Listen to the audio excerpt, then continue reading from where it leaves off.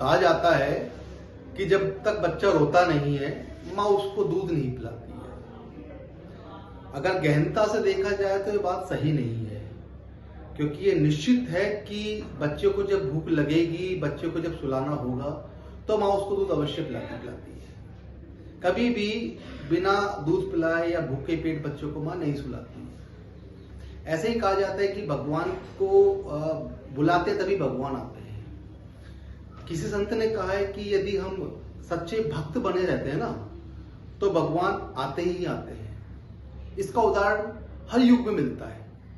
जब द्वापर में भगवान कृष्ण शांति दूत बनकर हस्तिनापुर गए थे तो जो विदुर जी की पत्नी थी, धर्मपत्नी थी विदुराई, जिनका नाम शायद पारसंबी था, उनकी इच्छा थी कि भगवान श्री कृष्ण उनके पास आए और भोजन ग्रहण करें।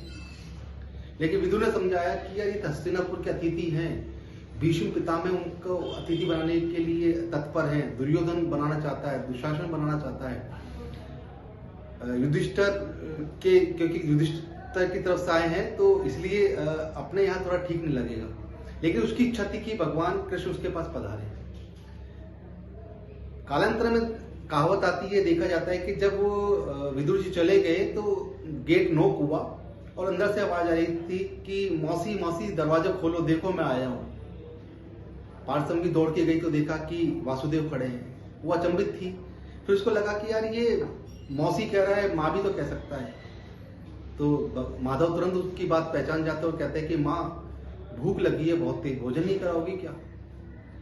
आप उदाहरण किसी में देख ले, सतयुग में देख ले कि जब जिसे कहते हैं भक्त प्रहलाद थे, हिरण्याकश्यप जो उनका पिता उनके ऊपर अत्याचार कर रहा था तो श्री हरि नरसिंह का रूप धारण करके आए। वो तो सिर्फ भक्त बने हुए थे। त्रेता युग की बात करें तो माँ शबरी भगवान की भक्ति बहुत बड़ी और भक्त बन के राह निहार रही थी। रोजाना अपने आंगन को साफ करती थी, उसके ऊपर इनफैक्ट फूल बिछाती थी, भगवान राम पधारेंगे, और भगवान राम पधारे।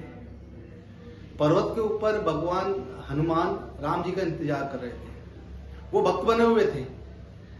आप देखिए भगवान राम अपना आप उनके पास पहुंच जाते हैं। कलयुग की बात करें तो इनफैक्ट जो महाकवि तुलसीदास जी हैं, जब कहते हैं कि महाकवि तुलसीदास जी कहते हैं कि चित्रकूट के घाट पर भई संतन की भीड़, तुलसीदास चंदन घिसत तिलक करत रघुवीर। तुलसीदास जी के पास रघुवीर जी खुद गए तिलक कराने के लिए, भक्त के पास मिलने के लिए। तो हमें भक्त बने रहना चाहिए हमेशा। भगवान हमारे पास किसी न किसी रूप में पधारेंगे ही पधारेंगे। धन्यवाद।